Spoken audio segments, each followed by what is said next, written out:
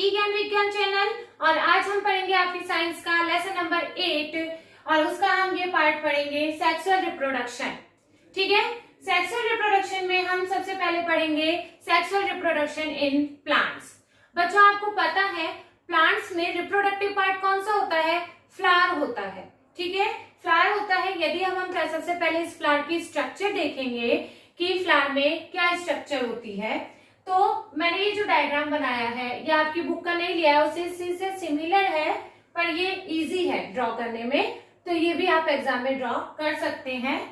ठीक है, तो सबसे पहले अब हम इसका स्ट्रक्चर देखते हैं, इसके पार्ट्स देखते हैं कि इसमें क्या क्या पार्ट होते हैं, इसके रिप्रोडक्टिव पार्ट कौन से होते हैं।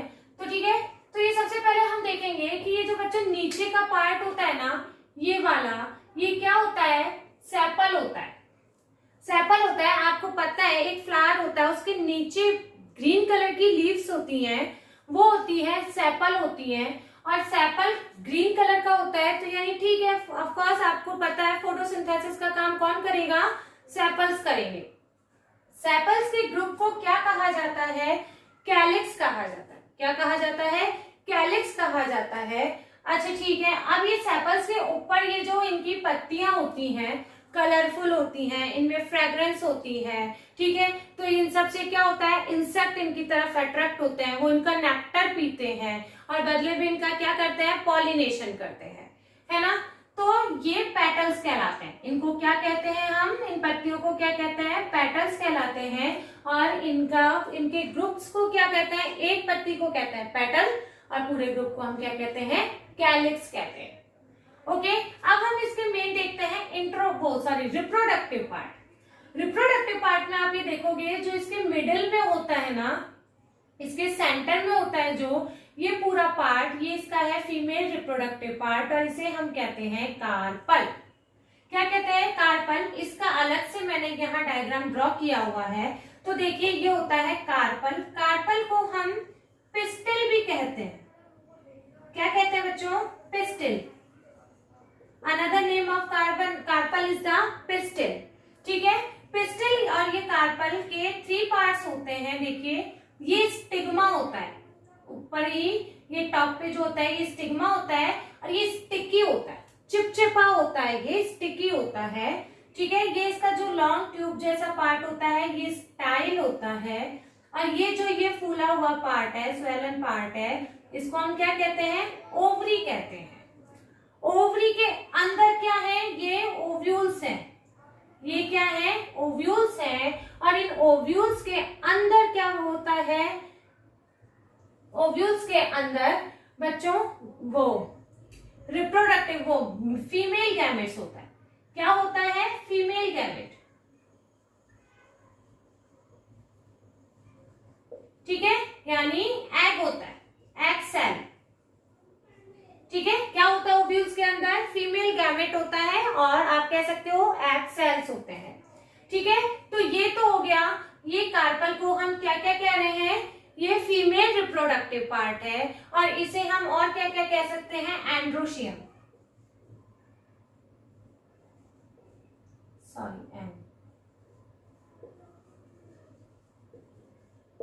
क्या कहते हैं? एंड्रोशियम नहीं, फीमेल रिप्रोडक्टिव पार्ट है तो इसे हम कहेंगे गायनोशियम।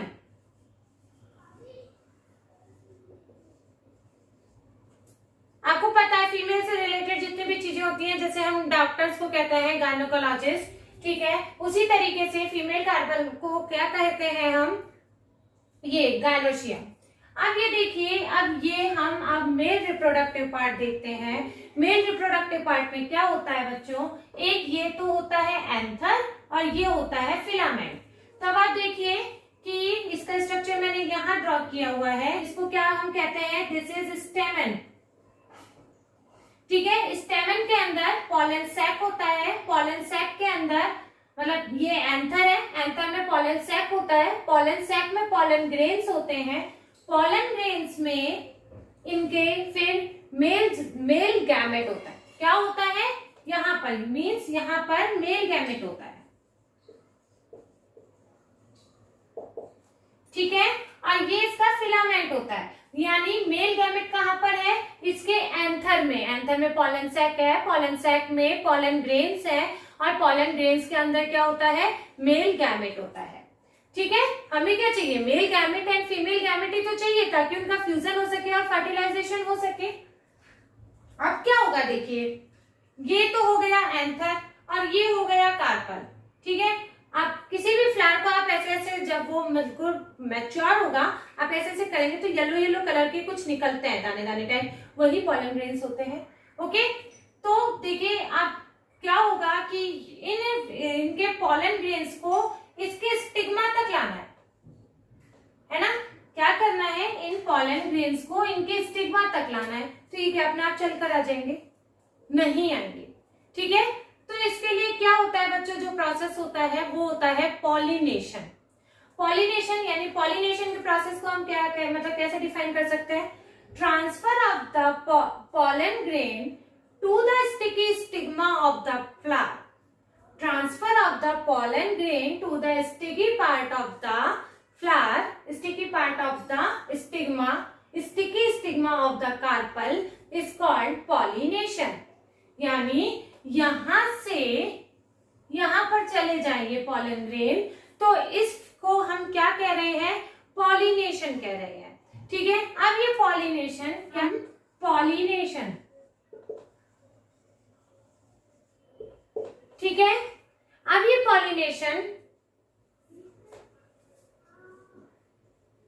पॉलिनेशन भी टू टाइप्स का होता है, self pollination and cross pollination.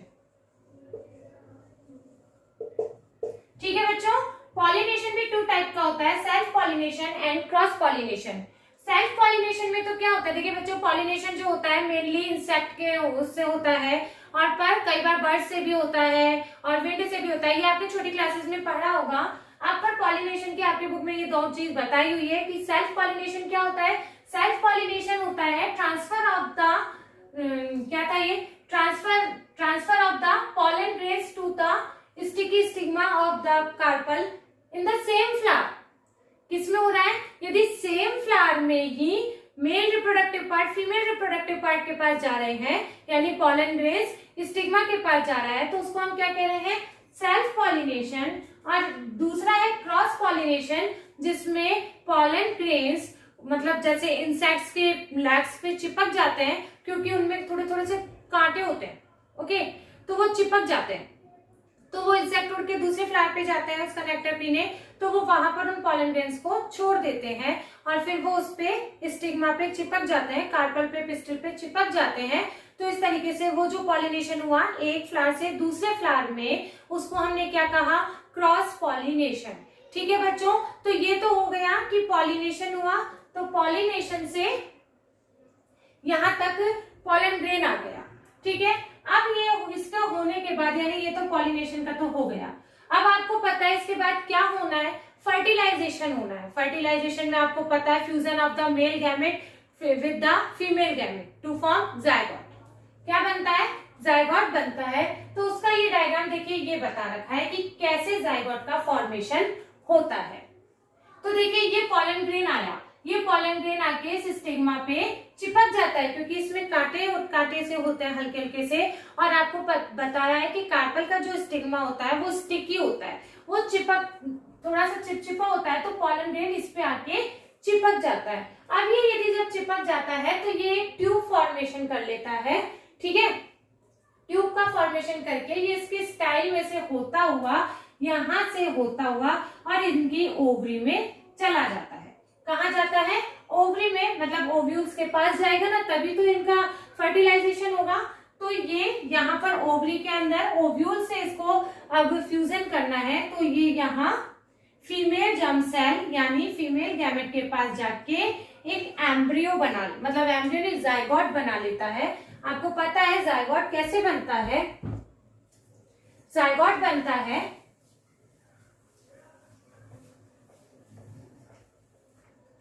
Zygote बनेगा male gamete plus female gamete,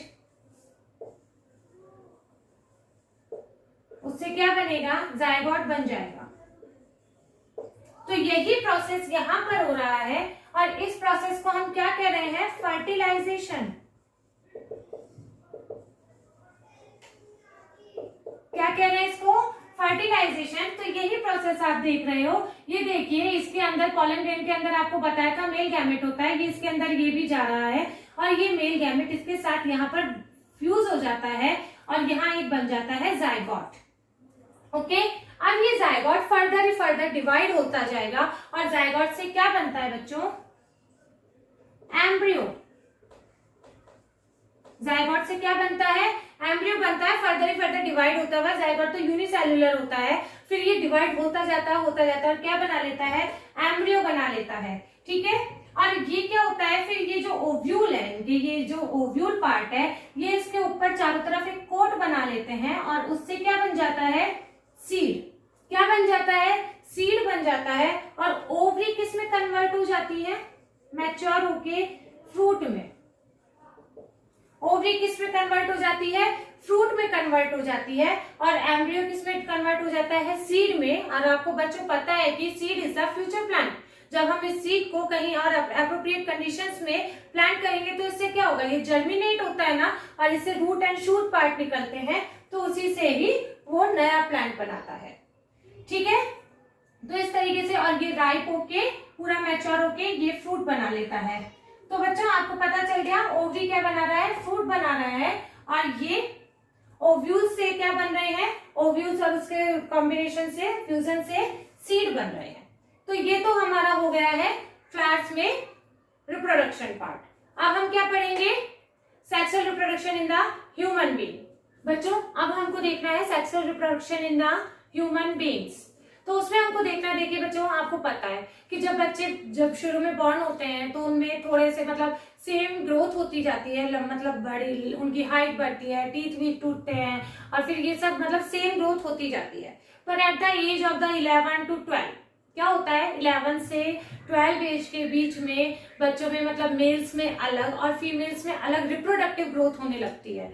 आपको पता है मतलब मेल्स में मतलब उनके हेयर्स स्ट्रॉन्ग वगैरह होना, फीमेल्स में अलग उनकी रिप्रोडक्टिव ग्रोथ होती है जो मेल को फीमेल से अलग करती है अच्छे से, है ना। तो उसमें क्या होता है, और उस पीरियड को हम क्या कहते हैं, जो ये स्टार्टिंग पीरियड है ना 11 to 12 से, जिनमें बच्चों की रिप्रोडक्टिव ग्रोथ स्टार्ट होती है, उस पीरियड को हम क्या कहते हैं, प्यूबर्टी। क्या कहते हैं, प्यूबर्टी। अब देखिए इसी प्यूबर्टी से मतलब उनमें male reproductive system, female reproductive system का भी ग्रो होना स्टार्ट हो जाता है। ठीक है, तो फिर आगे मतलब एक एज होती है 14 to 15 भी, यदि आप कहें कि एक मतलब गर्ल भी कंसीव कर सकती है, पर ऐसा देखिए जनरली आपको पता है कि नॉर्मल एज क्या होती है, तो ग्रोथ उसमें हो चुकी होती है। मतलब मेरे बताने का मतलब यह है कि उसमें ग्रोथ वो हो चुकी होती है कि जो हमारे फ्यूचर तक रहती है, तो वो 11 to 14 से ग्रो करना शुरू करता है। ठीक है, तो अब हम उससे आगे देखेंगे कि अब क्या होता है मेल रिप्रोडक्टिव सिस्टम और क्या होता है फीमेल रिप्रोडक्टिव सिस्टम। आपको बच्चों पता है कि सेक्सुअल रिप्रोडक्शन में 2 पेरेंट चाहिए, एक मेल चाहिए, एक फीमेल चाहिए। फर्टिलाइजेशन होना है तभी रिप्रोडक्शन होगा। फर्टिलाइजेशन के लिए मेल गैमेट चाहिए एंड फीमेल गैमेट चाहिए। ठीक है, फ्लावर्स में तो देख लिया आपने, पॉलिनेशन के थ्रू हो जाता है। अब इसमें देखना हमें ह्यूमन बीइंग्स में ऐसा क्या कैसे होता है। ह्यूमन बीइंग्स में आपको पता है बच्चों कि इंटरकोर्स होता है, सेक्सुअल इंटरकोर्स होता है, तो फिर तो वहां से मेल गैमेट को फीमेल गैमेट में ट्रांसफर किया जाता है, तभी प्रेगनेंसी होती है। तो अब हम पहले देखेंगे मेल, तो इसके लिए पहले हम स्ट्रक्चर देखते हैं, फिर हम देखेंगे कि कैसे फर्टिलाइजेशन होता है। तो सबसे पहले हम देखेंगे male reproductive system. Male reproductive system का मैंने देखिए यहाँ डायग्राम बनाया है, इसको सबसे पहले हम देख लेते हैं। देखिए ये जो स्ट्रक्चर है, ये जो स्ट्रक्चर है, इसको हम कहते हैं टेस्टिस। क्या कहते हैं, टेस्टिस कहते हैं। आपको पता है टेस्टिस क्या करता है, टेस्टिस एक तो स्पर्म का फॉर्मेशन करता है, ठीक है, टेस्टिस क्या करता है, स्पर्म का फॉर्मेशन करता है, और एक हार्मोन होता है टेस्टोस्टेरोन। ठीक है, क्या होता है, टेस्टोस्टेरोन हार्मोन होता है जो मेल हार्मोन होता है, मतलब वो मेल्स के लिए जो अलग रिप्रोडक्टिव ग्रोथ होती है उनके लिए रेस्पॉन्सिबल होता है। वो इन दोनों का फॉर्मेशन कौन कर रहा है, ये टेस्टिस वाला पार्ट कर रहा है। तो स्पर्म फॉर्मेशन आपको पता है बच्चों, एक कैसे होता है, और ये इसके पीछे टेल होती है ना। तो ये स्पर्म फॉर्मेशन यहाँ पर टेस्टिस में होता है। अच्छा, ये एब्डोमिनल कैविटी से थोड़ा सा नीचे लोकेट होता है। क्यों होता है? क्योंकि sperms required are less temperature than our body. Okay, मतलब ये बॉडी से कम टेम्परेचर पे थोड़ा सरवाइव करते हैं, इसीलिए ये एब्डोमिनल कैविटी से नीचे स्क्रोटम में, ठीक है, स्क्रोटम में लोकेट होता है। ठीक है, आगे देखिए यहाँ पर स्पर्म का जब फॉर्मेशन हो जाता है तो ये देखिए एक ही ट्यूब लाइक स्ट्रक्चर जा रही है। ठीक है, इसको हम कहते हैं वास डिफरेंस। वास डिफरेंस इसको हम कहते हैं। स्पर्म जब यहाँ से फॉर्मेशन हो जाता है तो ये देखिए यहाँ ये ऐसे ये स्पर्म फॉर्मेशन, तो ये यहां से जाते हैं, ये देखिए यहां से गए। ठीक है, अब ये देखिए ये यूरेटर आ रहा है जो हमने उसमें पढ़ा था, एक्सक्रीशन सिस्टम में पढ़ा था। ठीक है, ट्रांसपोर्ट वो एक्सक्रीटरी में पढ़ा था। तो यूरेटर कहां पर आता है? ब्लैडर में आता है, यूरिनरी ब्लैडर में आता है। और यूरिनरी ब्लैडर से क्या होता है? यूरेथ्रा में एंड होता था उसका, है ना। तो ये स्पर्म्स आते हैं और ये देखिए यहाँ पर, और ये यूरेटर इसमें ब्लैडर में आ रहा, और ये यहाँ पर, ये दोनों यहाँ पर ज्वाइंट हो गई हैं। ठीक है, वास डिफरेंस, और ये ब्लैडर से यूरेटर यहाँ पर आके ज्वाइन हो गई, और ये यूरेथ्रा से आके एक कॉमन पाथ होता है स्पर्म का और यूरिन का पास करने का, एक कॉमन पाथ होता है जिसे हम क्या कहते हैं? यूरेथ्रा कहते हैं। ओके बच्चों, अब आपने ये तो देख लिया कि ये स्पर्म कहां से होता हुआ कहां से निकलेगा। ओके, तो अब और स्ट्रक्चर हम देखते हैं कि ये देखिए ये जो ब्लू वाला पार्ट मैंने शो किया है ये होती है प्रोस्टेट ग्लैंड। क्या होती है? प्रोस्टेट ग्लैंड होती है, और ये होते हैं सेमिनल वेसिकल्स। ठीक है, ये दो पार्ट जो मैंने शो किए हैं ये है seminal vesicle. Seminal vesicle and prostate gland क्या सीक्रेट करती है? सेमिन। ठीक है, क्या सीक्रेट करती है? सेमिन। नाम से पता लग रहा है ये सेमिनल है, तो ये सेमिन सीक्रेट करती है। ये सेमिन एक ट्रांसपेरेंट फ्लूइड होता है। इसमें क्या होता है बच्चों? ये स्पर्म को आसानी से वो पास हो सके, उनका मूवमेंट आसानी से हो सके ये यूरेथ्रा में, है ना, इसीलिए वो फ्लूइड का सीक्रेशन करते हैं। और ये फ्लूइड जो सेमिन होता है ये इनको नरिशमेंट भी देता है। किसको देता है? स्पर्म्स को। किसको देता है? ये स्पर्म्स को नरिशमेंट भी देता है। तो प्रोस्टेट ग्लैंड और सेमिनल वेसिकल का क्या यूज, मतलब क्या फंक्शन हुआ? ये क्या करते हैं? सीक्रेट द सेमिन विच क्या करेगा? Which provide the smooth path for the movement of the sperm. Okay, sperm के मूवमेंट के लिए एक इजी पाथ प्रोवाइड करवाते हैं और उनको नरिशमेंट भी देते हैं। क्या देते हैं बच्चों? नरिशमेंट। कौन, किसको? स्पर्म्स को दे रहे हैं, क्योंकि देखिए ये कॉमन पाथ है, यूरेथ्रा से स्पर्म भी निकलते हैं और यूरिन भी। ओके, तो ये हो गया। इस स्ट्रक्चर को देखिए पेनिस कहा जाता है। ओके, तो ये तो हमने पढ़ लिया मेल रिप्रोडक्टिव पार्ट। ओके, अब ये जो स्पर्म्स निकलेंगे तो इनका फीमेल के साथ फ्यूजन कराना जरूरी होगा, तभी मतलब आगे रिप्रोडक्शन का प्रोसेस होगा। ओके, तो ये हो गया हमारा मेल रिप्रोडक्टिव पार्ट। अब हम देखते हैं structure of the female reproductive part. तो देखिए ये मैंने एक डायग्राम ड्रॉ कर रखा है फीमेल रिप्रोडक्टिव पार्ट का। फीमेल रिप्रोडक्टिव पार्ट में देखिए ये दो मेन जो होती हैं ये होती हैं ओवरी। क्या होती हैं? ये ओवरी होती हैं। इन्हीं ओवरी में ये क्या बनाती हैं? एग बनाती है। क्या बनाती है? एग बनाती है। ठीक है, 2 ओवरी है तो आप कहोगे कि यानी 2 एग बन रहे होंगे, है ना। वैसे देखिए ये जब लड़की कोई भी बॉर्न होती है तो उसमें ये एग शुरू से ही होता है, पर ये जब प्यूबर्टी की एज आने लगती है तो ये सीक्रेट होना शुरू कर, मतलब सॉरी सीक्रेट नहीं, मैच्योर होना शुरू कर देते हैं। ओके, तो ये क्या होता है? फिर एक बार में एक ही एग का फॉर्मेशन होता है और ये साइकिल चलता है 1 मंथ में, यानी 1 मंथ में एक एग का फॉर्मेशन होगा।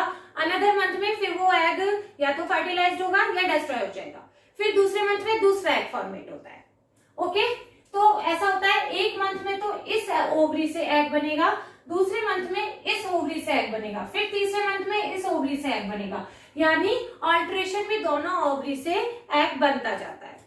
ओके, देखिए अब ये ओवरीज किससे मिल रही हैं, ये जो देखिए ये ट्यूब जा रही है, इसको हम क्या कहते हैं, फैलोपियन ट्यूब।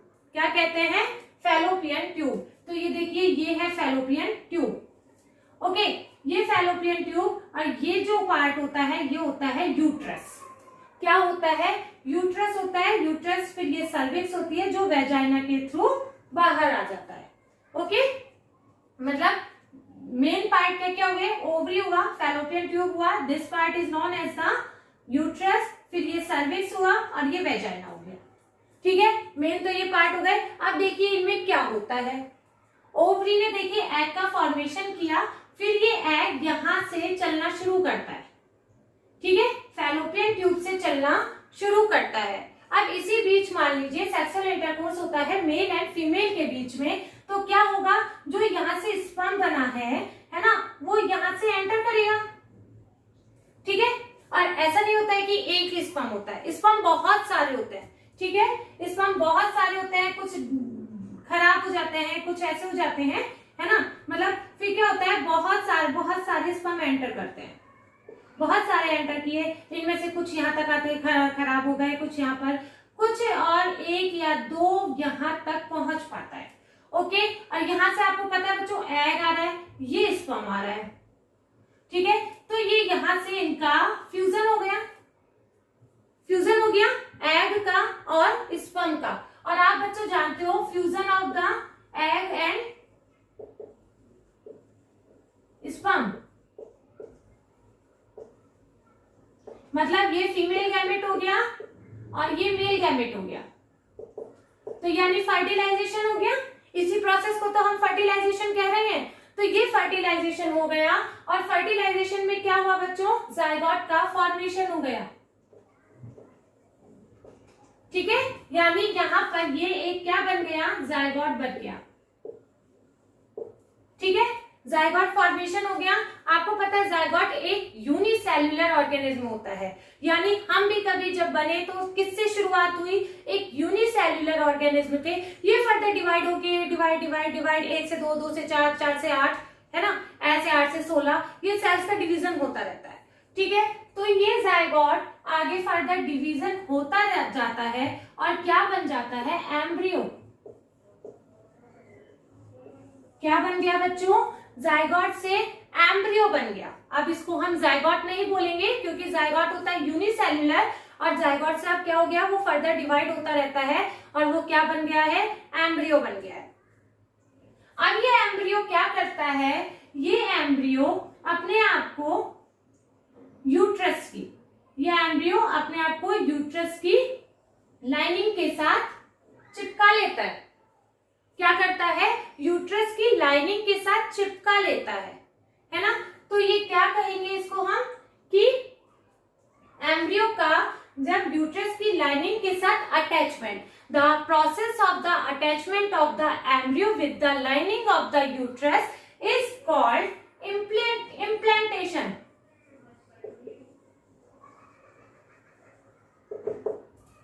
कौन सा प्रोसेस हुआ बच्चों, इम्प्लांटेशन। ओके, ठीक है बच्चों, समझ में आया इम्प्लांटेशन क्या हो रहा है, इस एम्ब्रियो का यूट्रस की लाइनिंग के साथ अटैचमेंट होना इम्प्लांटेशन होता है। ठीक है, अब ये यहाँ पर अटैच हो गया है। अब बच्चों देखिए ये डिवाइड होता जाएगा, क्योंकि देखिए अब एक बेबी का फॉर्मेशन होना है। आपको पता है कि फीमेल्स के अंदर बेबी का फॉर्मेशन होना है, तो ये एक ही स्टेज पे तो रहेगा नहीं, इसको तो डेवलप होना है, पूरे एक बेबी में डेवलप होना है। तो ये आगे डेवलप होता हुआ क्या बना लेता है, फीटस। अब इसको हम क्या कहते हैं, फीटस कहते हैं। क्या कहते हैं, फीटस कहते हैं, क्योंकि अब इसमें देखिए ऑर्गन्स भी बनने लगेंगे, है ना।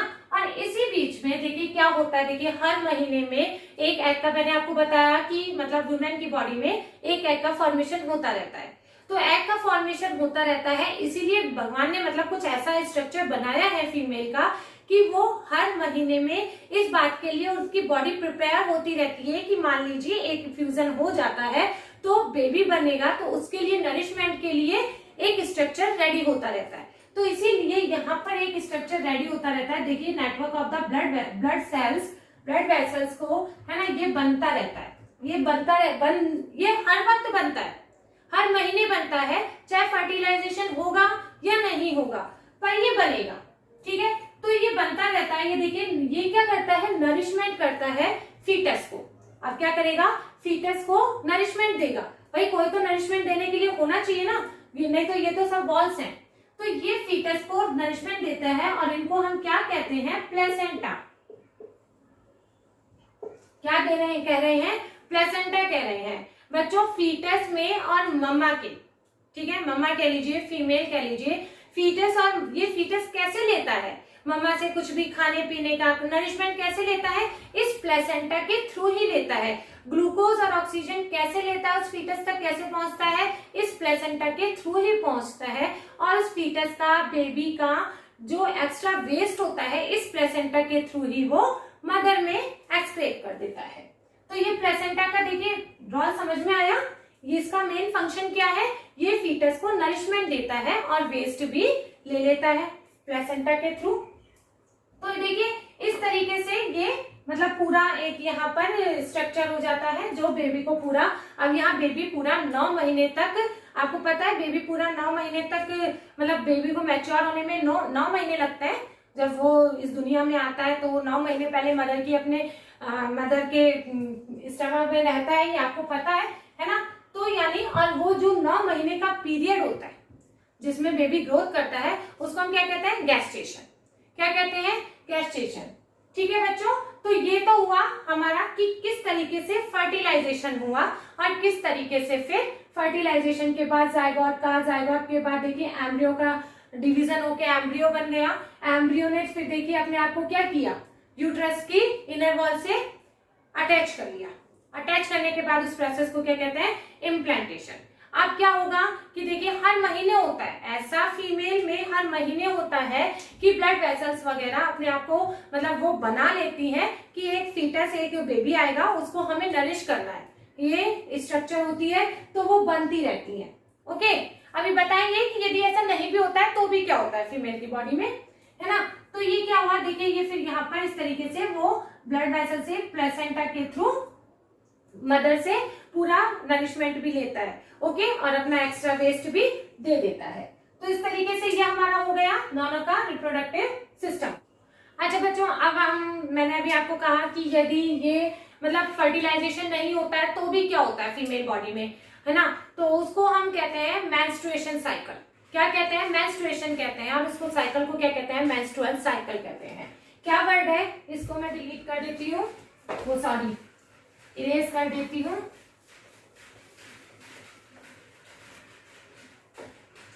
क्या वर्ड है,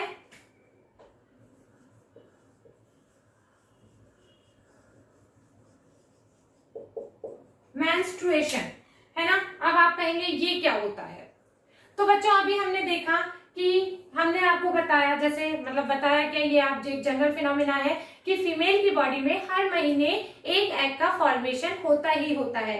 एक महीने लेफ्ट से होगा, दूसरे महीने राइट से होगा, पर होता है।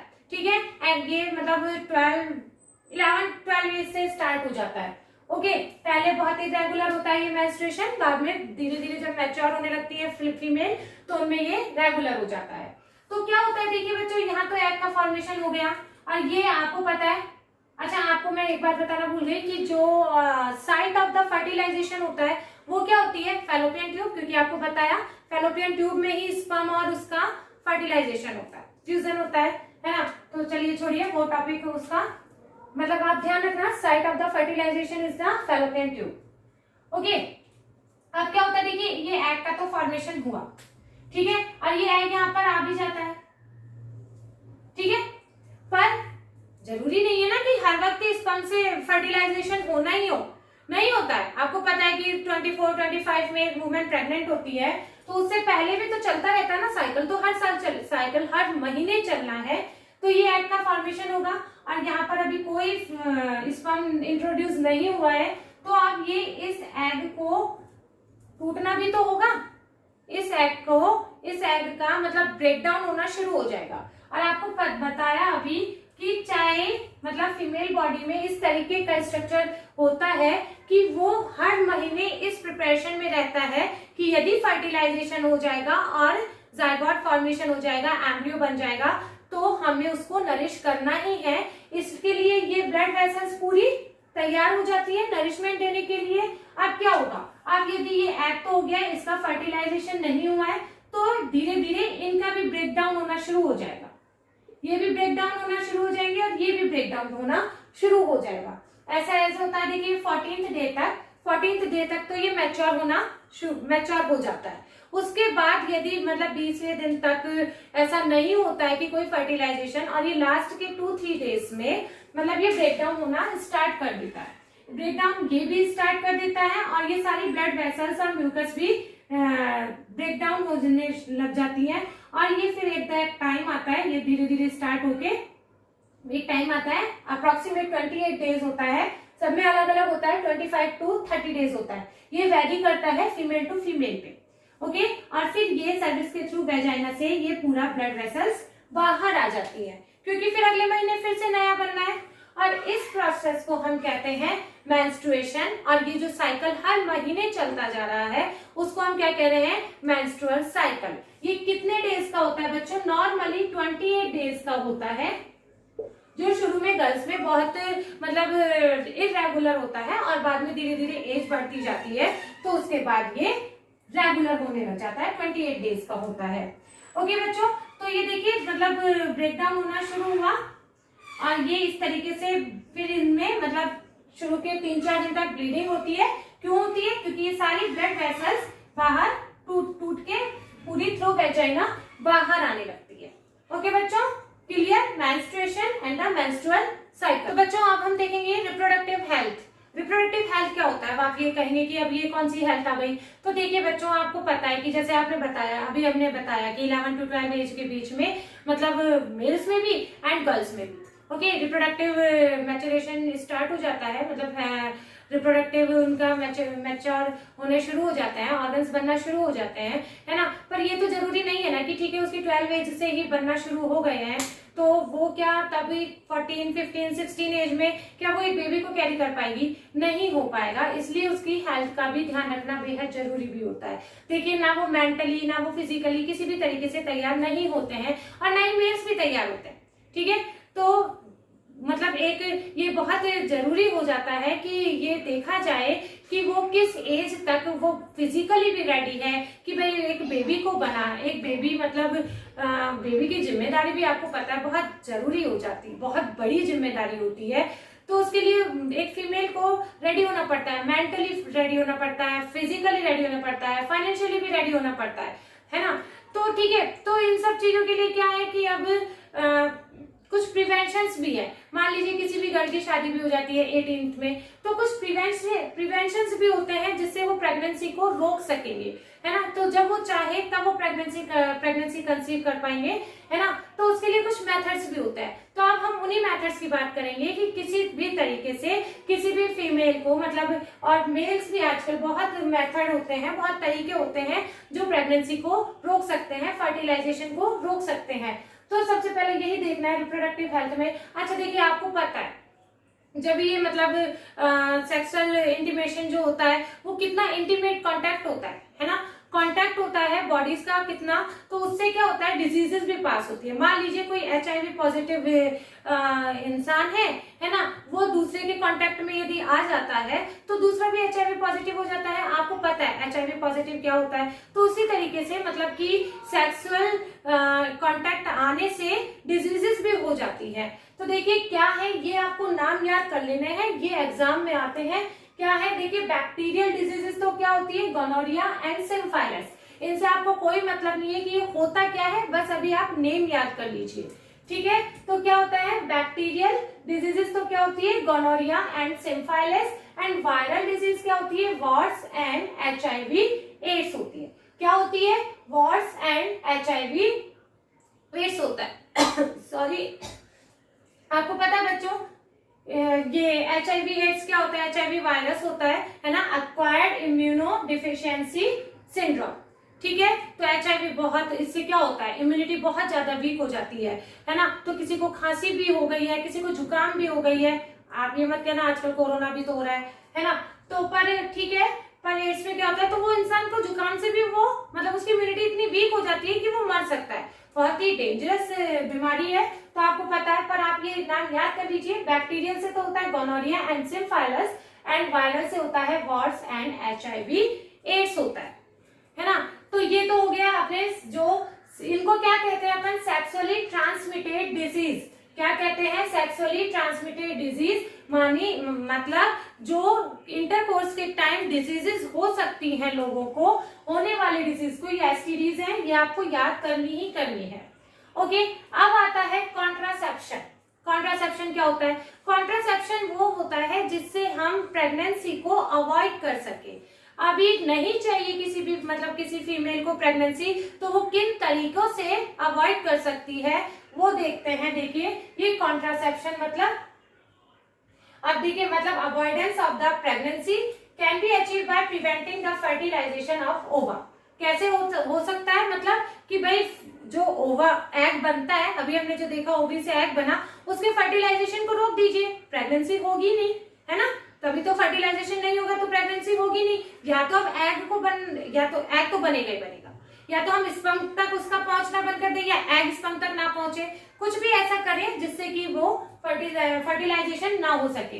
तो देखिए, तो सबसे पहले अब हम देखेंगे इसमें मेथड ऑफ, अब इसके लिए क्या होता है बच्चों की, यूज ऑफ कॉन्डोम्स होते हैं, है ना, टू प्रिवेंट द प्रेगनेंसी, है ना। प्रेगनेंसी को अवॉइड करने के लिए कॉन्डोम्स को भी यूज किया जाता है। तो सबसे पहले अब हम देखते हैं, देखिए मेथड ऑफ द कॉन्ट्रासेप्शन, है ना, मतलब प्रेगनेंसी को अवॉइड करने के लिए कौन कौन से मेथड बने हैं, वो थोड़ा सा हम जनरल नॉलेज ले लेते हैं।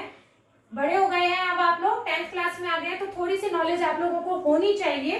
तो ये है method of contraception, mechanical barrier.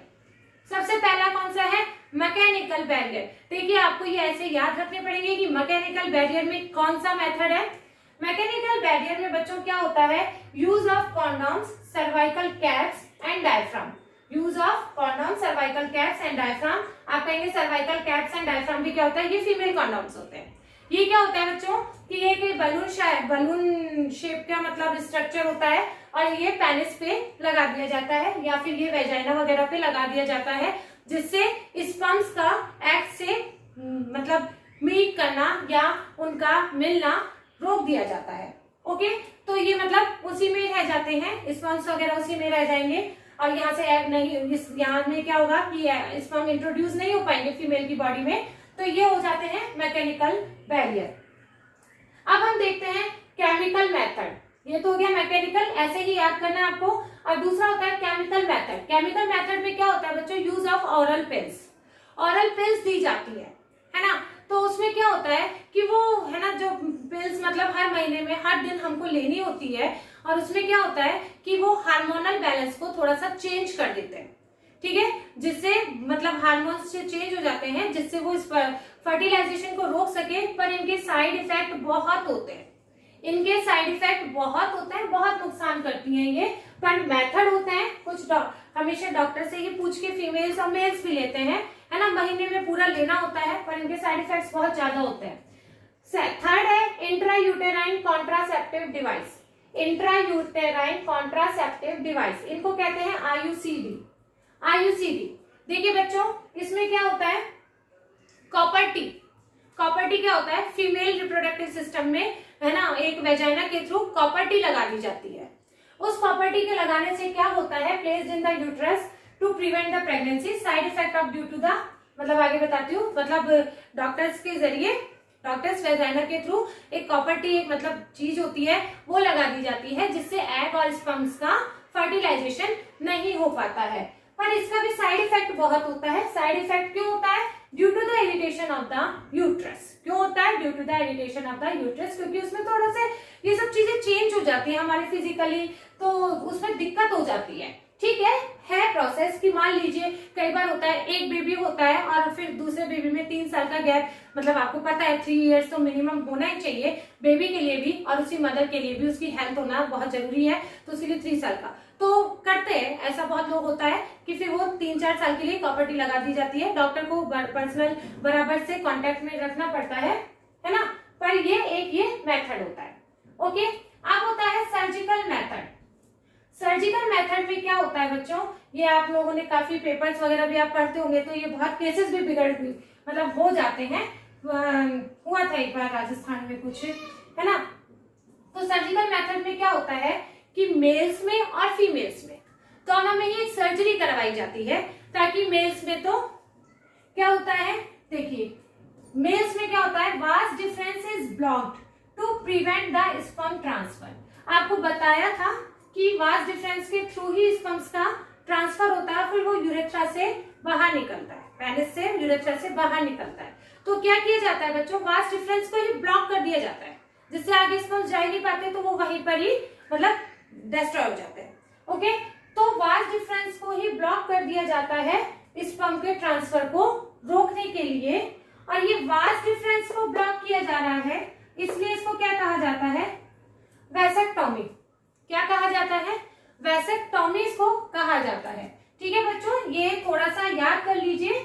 Mails में होता है vas deferens is blocked to prevent sperm transfer called vasectomy. Females में क्या होता है, फीमेल्स में आपको पता है एग सबसे पहले फॉर्मेट होके कहाँ जाता है ना, फॉर्मेट नहीं, फॉर्म होके, फॉर्मेशन होके वो कहाँ जाता है, फैलोपियन ट्यूब में जाता है। तो यानी आप फैलोपियन ट्यूब को ही ब्लॉक कर दीजिए, तो वो एग उससे आगे जाएगा ही नहीं, है ना, जिससे मतलब उनका वो स्पर्म से मीटिंग होगी नहीं, उनकी मतलब मीटिंग कह रही हूँ, मतलब फ्यूजन होगा ही नहीं। तो fallopian tube is blocked to prevent egg transfer. ठीक है, फैलोपियन ट्यूब को उसमें ब्लॉक कर दिया जाता है, सर्जरी के थ्रू किया जाता है, और उसको क्या कहा जाता है, ट्यूबेक्टोमी। देखिए फैलोपियन ट्यूब को उसमें ट्यूब को उसमें ब्लॉक किया जा रहा है, इसलिए उसको क्या कहा जाता है, ट्यूबेक्टोमी। तो ये कुछ मेथड है, देखिए ये आपको याद करने ही है ना।